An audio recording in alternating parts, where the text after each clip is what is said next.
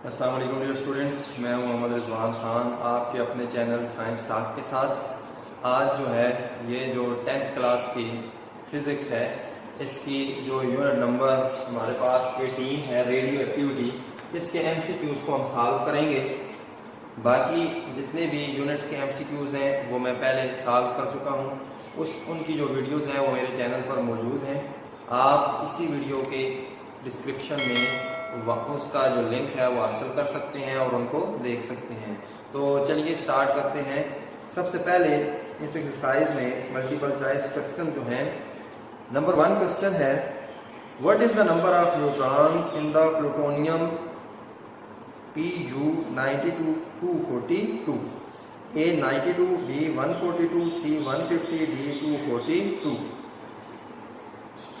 Question में ये बात पूछी जा रही है कि जो प्लूटोनियम हमारे पास है 92, इसका एटॉमिक नंबर है, मास नंबर 242 है, तो इसमें न्यूट्रॉन्स की तादाद हमने बतानी है। तो देखिए कैसे निकालेंगे न्यूट्रॉन्स की तादाद। तो ये हमारे पास प्लूटोनियम 92 242 है। अब ये जो नीचे नंबर होता है ये x होता है, इसको हम ये जो नीचे नंबर होता है ये होता है Z एटॉमिक नंबर 92, और ये जो ऊपर A 242 है ये A है और ये होता है मास नंबर। अब नंबर ऑफ न्यूट्रॉन्स फाइंड करने के लिए हम A में से यानी मास नंबर में से एटॉमिक नंबर को माइनस कर देते हैं। तो माइनस करें 242 में से 92 को, तो 2 - 2 0 हो जाएगा, 14 - 9 5 हो जाएगा और इधर 1 रह जाएगा तो 150। तो जो न्यूट्रॉन की तादाद होगी वो 150 होगी। और यहाँ पर हमारे पास जो ऑप्शन है वो है ऑप्शन नंबर C 150।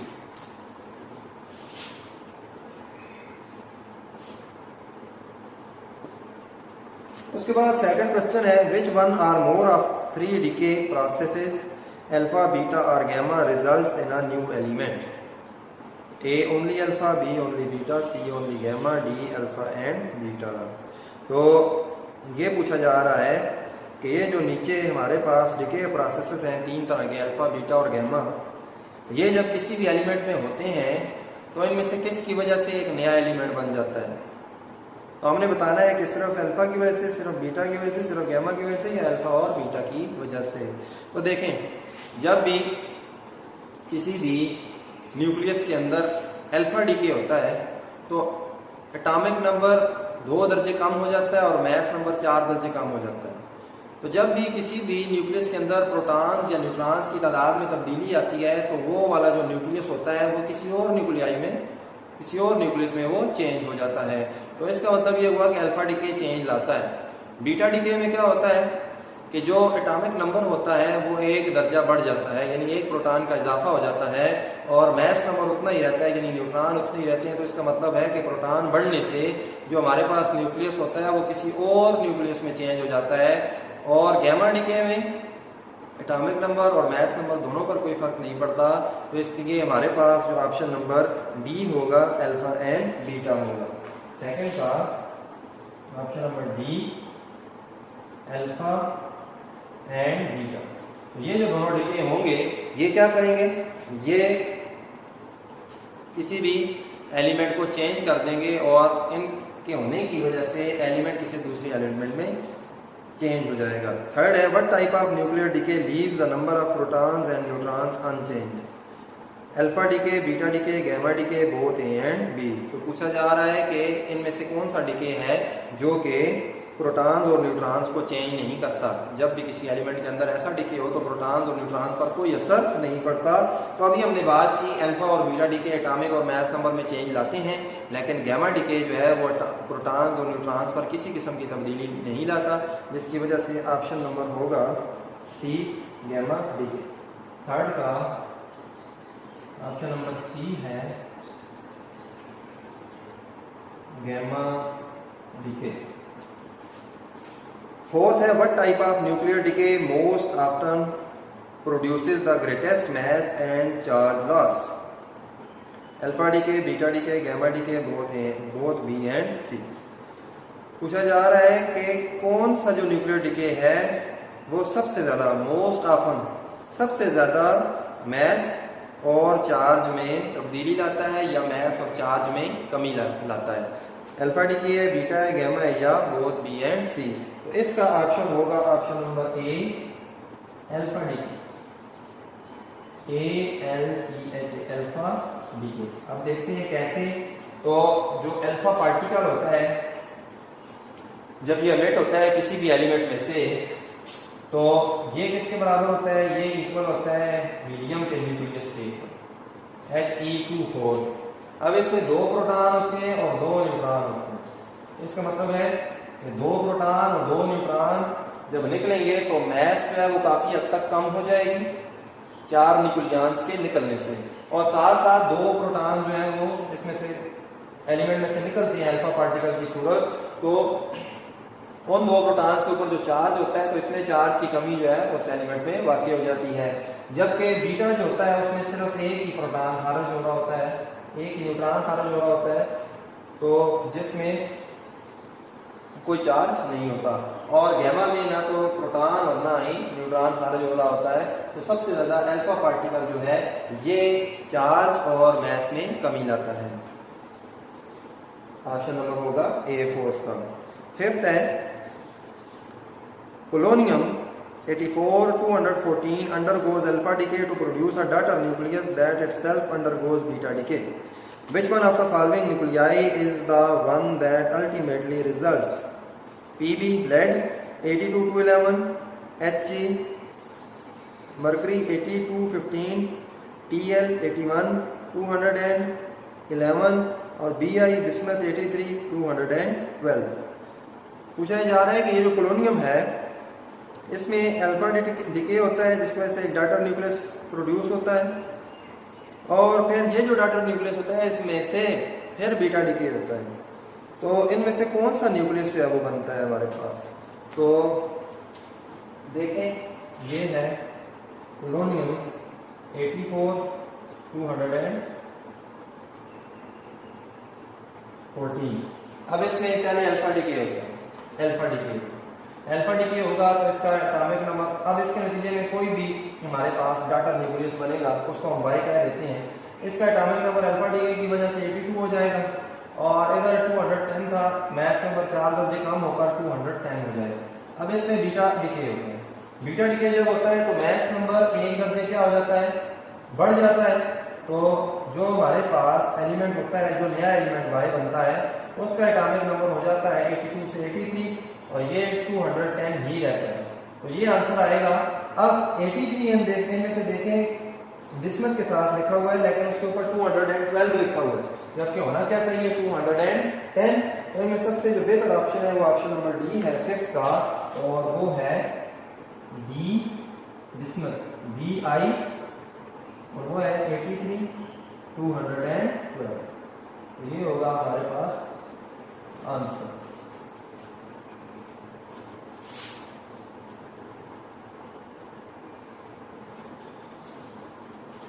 नेक्स्ट है 6th, radium 226 decays by emitting an alpha particle. What is the daughter nucleus? Rd, Rn, Bi, Pb। Rd है, उसके बाद Rn तो रेडान है, Bi जो है वो बिस्मथ है, और Pb लेड है। तो रेडियम जो है ये 226 जब डिके करता है एक अल्फा पार्टिकल इमिट करता है। डाटर न्यूक्लियस कौन सा बनेगा?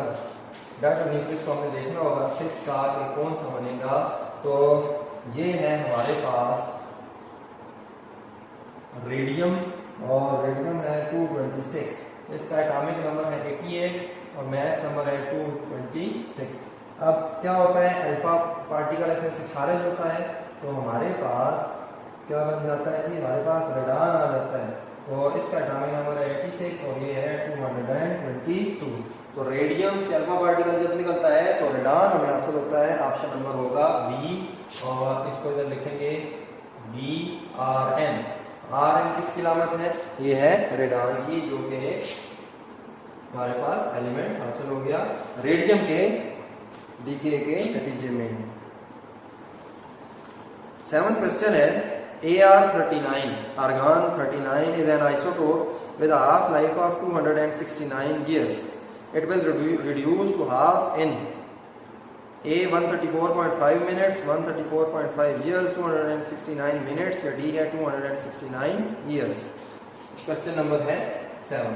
आर्गान के बारे में बात हो रही है कि ये इसका एक आइसोटोप है आर्गान 39, जिसकी हाफ लाइफ है 269 साल, 269 years। अब ये हाफ हो जाएगा कितने अरसे में, यानी इसकी मिकदार आधी हो जाएगी। 1000 एटम है तो 500 हो जाएंगे, 2000 है तो 1000 हो जाएंगे। कितने अरसे में होंगे तो वो अरसा हमने मालूम करना है। तो देखें कोई भी जो हमारे पास रेडियो एक्टिव एलिमेंट होता है वो जब उसकी एक हाफ लाइफ गुजरती है तो वो आधा हो जाता है। एन नॉट जो है ये उसकी असल मिकदार होती है और हाफ लाइफ गुजरने के बाद जो उसकी मिकदार होती है वो एन बच जाती है। तो एक हाफ लाइफ जब गुजरती है तो तब उसकी जो मिकदार होती है वो आधी होती है। तो आधी कब होगी, जब एक हाफ लाइफ गुजरेगी। तो इसकी एक हाफ लाइफ कितनी है, 269 ईयर्स है। तो इसका मतलब है कि 269 साल गुजरेंगे। तो ऑप्शन नंबर है हमारे पास डी। तो तब ये जाकर क्या होगा, तब ये जाकर इसकी मिकदार क्या हो जाएगी, हाफ हो जाएगी। So option number D 269 years. उसके बाद है अ सैंपल 8 है। A sample starts with 1000 radio active atoms. एक सैंपल है जो कि 1000 रेडियो एक्टिव एटम्स से शुरू होता है। How many half lives have elapsed when 750 atoms have decade. अब उसकी कितनी हाफ लाइफ गुजरेंगी, तो उसके 750 जो एटम्स होंगे वो डिके कर जाएंगे। तो हमने हाफ लाइफ्स की तादाद बतानी है। तो ए है 0.25, बी है 1.5, सी है 2 और डी है 2.5। तो ये भी एक छोटा सा न्यूमेरिकल है हाफ लाइफ्स को फाइंड करने का। तो देखिए मैं इसको यहाँ पर सॉल्व करता हूँ कि आफ्टर फर्स्ट हाफ लाइफ, पहली हाफ लाइफ के बाद क्या होगा, n is equal to n naught by 2 हो जाएगा। 1000 है तो 1000 बाई 2 करेंगे तो कितने बच जाएंगे एटम, 500 बच जाएंगे। अब after second half life, after second half life, second half life के बाद जो n होंगे वो फिर n नॉट बाई 2 होंगे। अब n नॉट कितनी है हमारे पास, 500 है। 1000 में से 500 ही बच गए। तो 500 डिवाइडेड बाई 2 करेंगे तो ये हमारे पास कितने आ जाएंगे, 250 बच जाएंगे। 250 बच गए। अब बाकी यहाँ से 500 एटम्स डिके हो गए और यहाँ से 250 एटम्स डिके हो गए। तो 500 और 250 कितने हो जाएंगे, 750 हो जाएंगे। तो कितनी हाफ लाइफ्स के बाद 750 डिके हो जाएंगे, फर्स्ट एंड सेकंड है।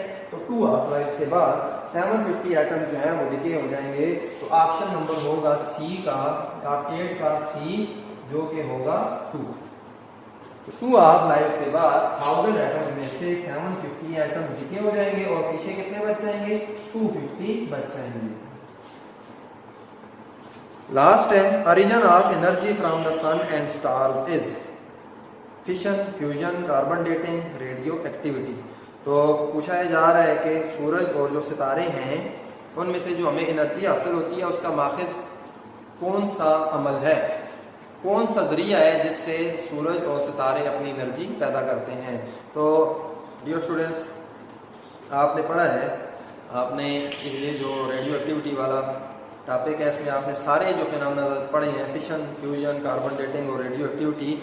तो फ्यूजन एक ऐसा अमल है जिसमें हल्के न्यूक्लियाई आपस में मिलते हैं, हाइड्रोजन एटम्स आपस में मिल रहे होते हैं सूरज और सितारों के अंदर, और वो हीलियम में तब्दील हो रहे होते हैं और इस अमल के दौरान बहुत ज़्यादा एनर्जी पैदा हो रही होती है और वही एनर्जी सूरज से हम तक पहुंच रही है हीट और लाइट की फॉर्म में।